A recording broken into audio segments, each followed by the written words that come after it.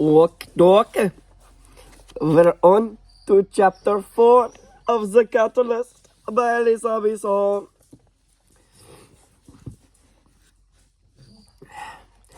The five of them made their way towards the dining hall for breakfast, with Cam and Claudia walking ahead, the twins in the middle, and Ari bringing up the rear.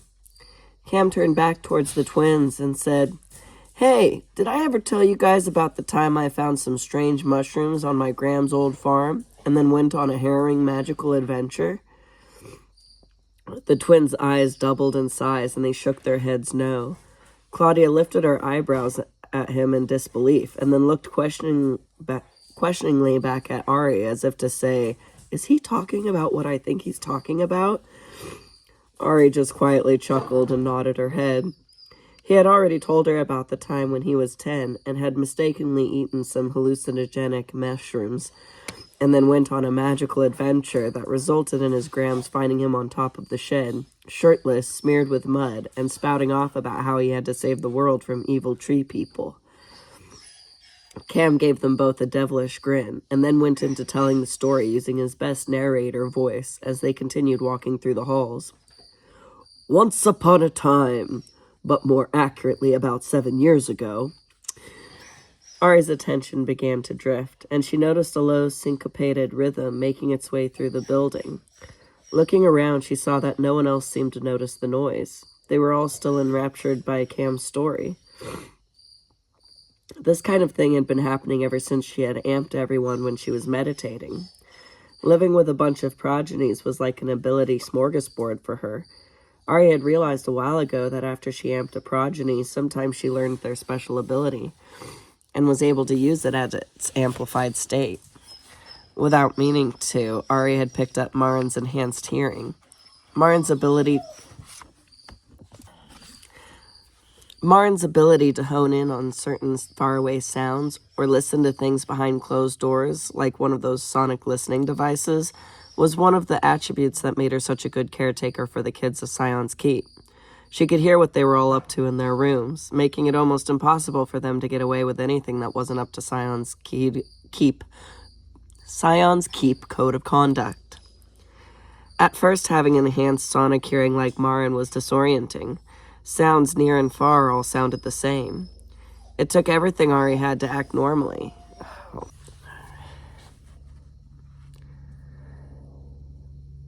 It took everything Ari had to act normally and not react to every sound she heard until she could ascertain where it came from.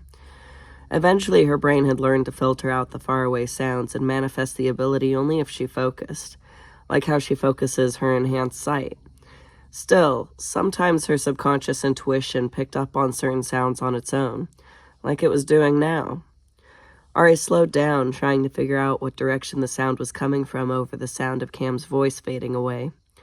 As they walked on without her, she was barely aware of him saying, "I swear, they were like those trees that were throwing apples at Dorothy in The Wizard of Oz."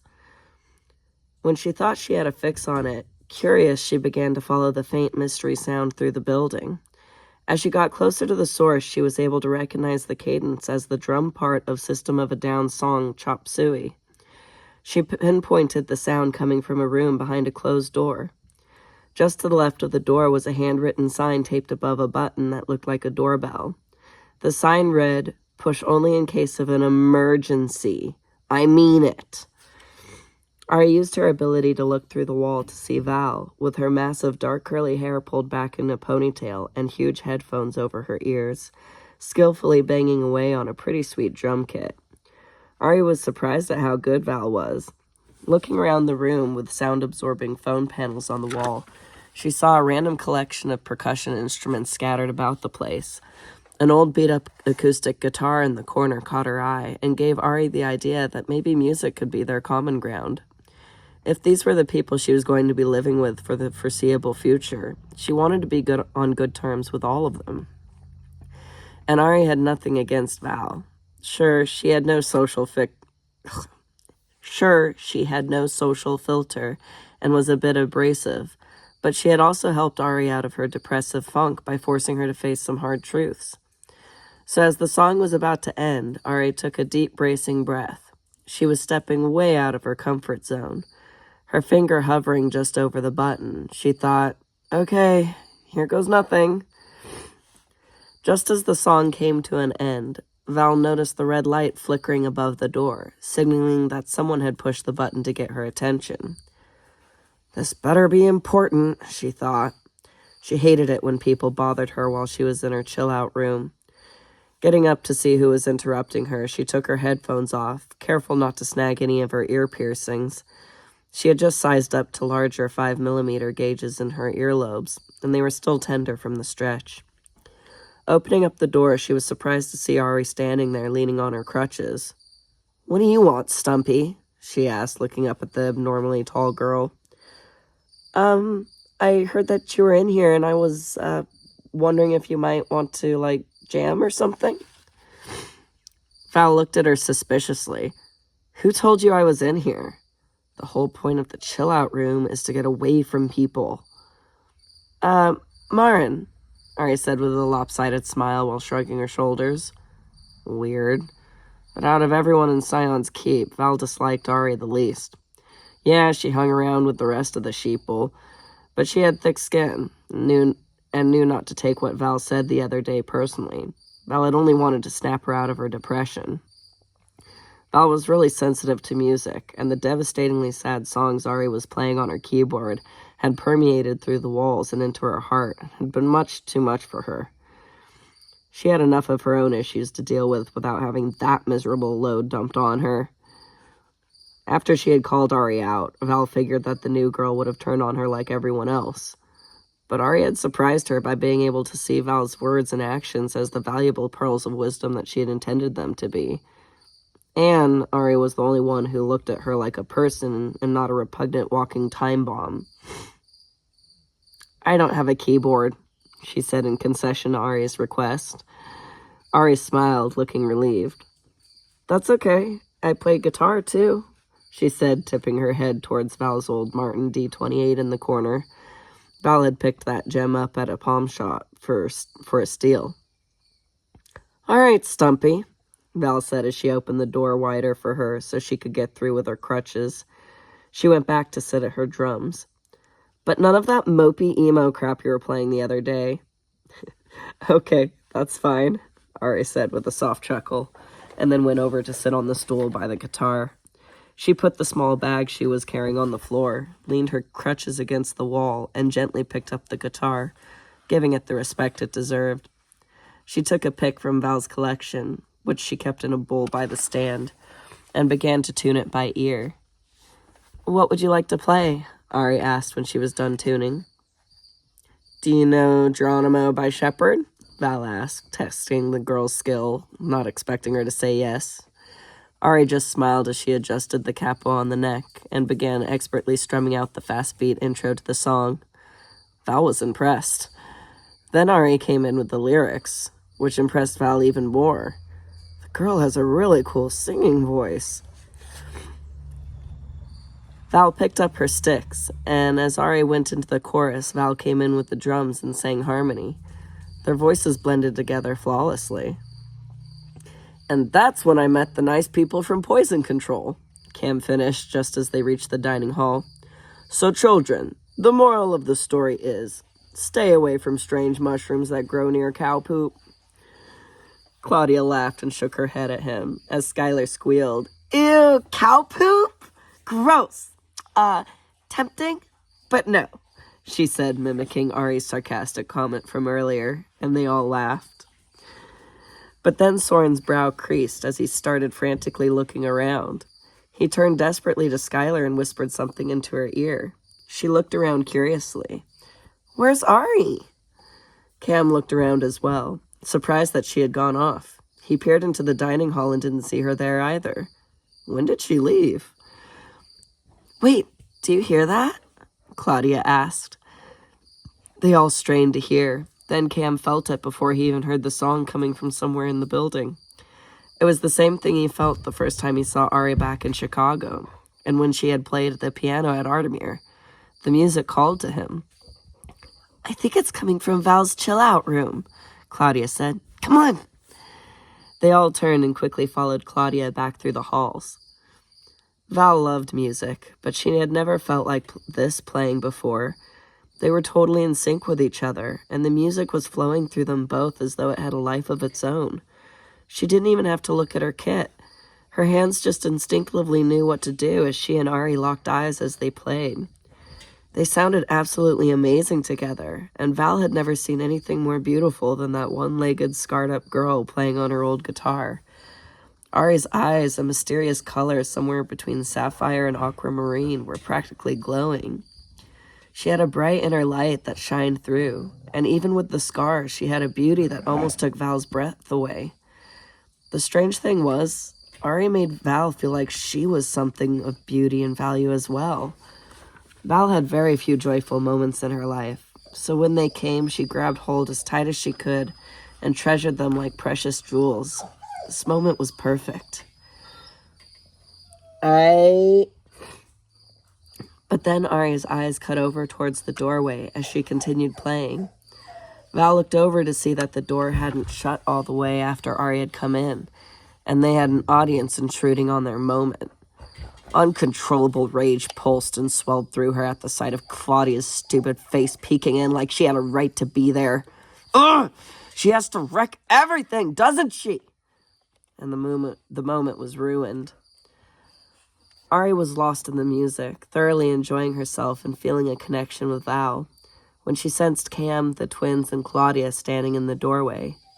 She and Val were completely in tune with one another, but when she glanced over and smiled at them in the doorway, Val stopped playing, and it felt like a needle scratching across a vinyl record. The connection was broken. Ari felt awkward playing by herself, so she stopped as well. Then Cam said, "Oh, don't stop. You guys sounded awesome." Val suddenly... Hey! Enough! Val suddenly stood up and sent her seat violently crashing to the floor. "No one cares what you think. The door was supposed to be closed. All of you get out of here! You ruined it!" she screamed. Ari was surprised at the abrupt turnabout of Val's temperament. They'd been having a good time. Val had been happy. But now all Ari felt was anger and intense frustration coming from her. Val looked back over at her, and Ari sensed the embarrassment Val felt for her childish outburst behind the frustration. Val didn't want her seeing her this way, so she hid behind her anger and lashed out. "You too, Stumpy! Get out of here!" she yelled, pointing to the door. "Hey!" Cam burst out defensively, trying to step past Claudia and the twins to get into the room. He hated it when Val called her Stumpy. But Claudia held him back, trying to prevent him from antagonizing Val any further. "Please calm down, Val," she said in a placating tone. "We're sorry. We'll just go, and then you guys can keep playing." But Claudia's attempts to calm her down only pissed Val off more, and she began repeatedly striking her drumstick against the crash cymbal while screaming, "Get out! Get out! Get out!" The twins covered their ears to shield against the loud noise, and Cam and Claudia ushered them away in a hasty retreat. Ari put the guitar back on the stand, hastily grabbed her stuff, and got the heck out of there like Val wanted. As soon as she was out, Ari closed the door behind her, and as the door latched, the cacophonous crashing sound suddenly stopped. They all stood there in the hallway looking at each other with wide, shell-shocked eyes. Ari discreetly glanced back through the wall to see Val leaning her head against one of the foam panels, screaming and angrily pounding her fist against it. "We're not supposed to bother Val in her chill-out room," Skylar said while shaking her head slowly. "That's where she goes so she doesn't actually hurt someone or make stuff shake." "Oh," Ari said.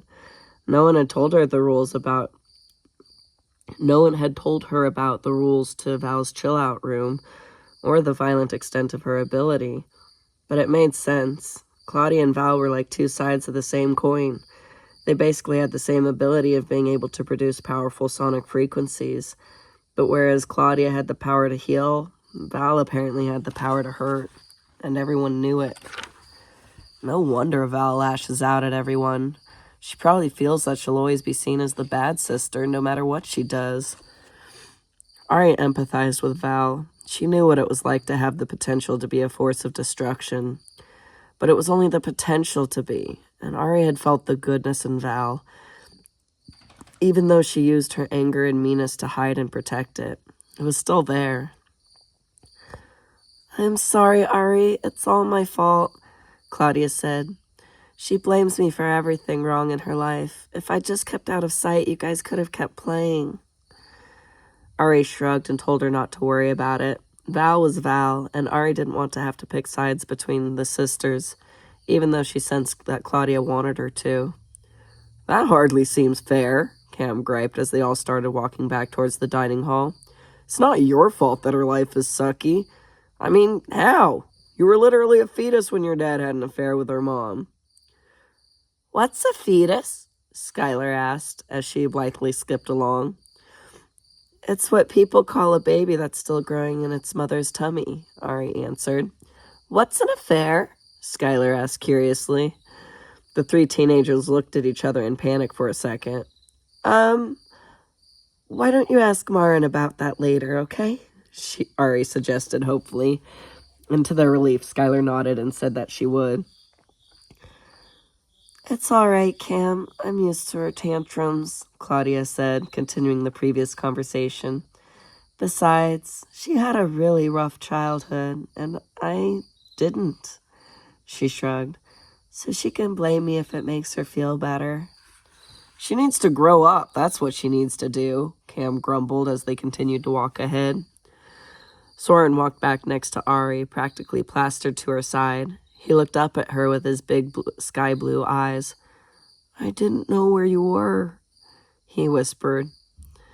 Ari looked down at him, feeling horrible for making him worry. "I'm sorry, little man. I won't go off on that like that again without telling you." "You promise?" "I promise," she said sincerely, giving him her best reassuring smile. He smiled back up at her, trusting her completely. And that was the end of chapter 4. Whoop, whoop. We'll probably be going on to chapter 5 in the next video here shortly. I might take a video game break, own some noobs on Call of Duty Modern Warfare. Call of Duty Mobile, I mean. But thank you for joining us for chapter 4 of Catalyst by Lisa Beeson. Third book in the Transcendence series. Peace!